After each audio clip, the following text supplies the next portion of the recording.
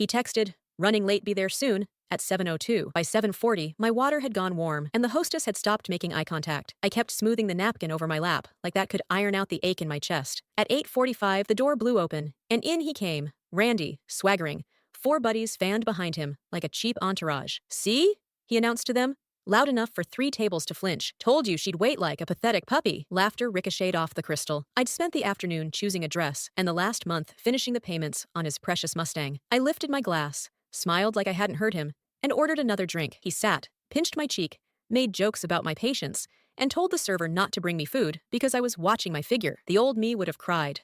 The new me went to the bathroom, stared at a stranger in the mirror, and felt the click of a lock I didn't know I had.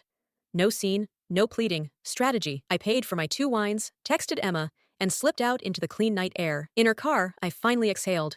We drove in silence while I made a list accounts I still had access to, screenshots I'd saved, voice notes where Randy called his boss incompetent and his parents failures. Not revenge, I told myself. Documentation. At home, I packed to the hum of adrenaline.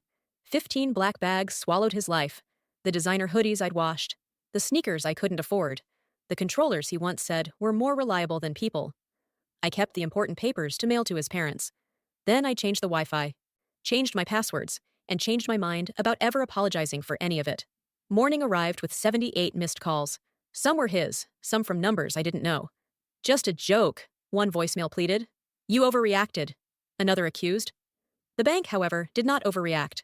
The final car payment, still processing, was reversed after I forwarded texts where he bragged that I covered his bills. By early afternoon, a tow truck posed in front of his buddy's apartment like a steel Deus Ex Machina. My phone lit up. "What did you do to my car?" I brewed tea. His boss received the voice notes. Probation followed. His parents received their own compilation. Silence followed. Randy showed up at my door with flowers, then with threats, then with whimpers. The doorbell camera recorded everything. I didn't open. Emma and I hauled the bags to the dump. The compactor groaned. I felt something inside me unspool.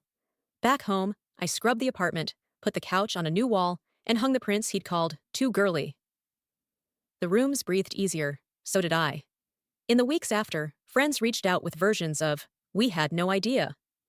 His coworker sent a vague apology. His cousin asked if I'd heard from him. I hadn't. I didn't want to. The car money went into a savings account. I bought fresh sheets, a bright lamp, and the good coffee. I learned the weight of a quiet Saturday morning when no one is waiting to be rescued from consequences they created. Sometimes I still think about that table white linen, polished silver, me in a dress that deserved better company. I used to wish I'd said something devastating. Now I'm glad I didn't. The loudest answer I ever gave was leaving.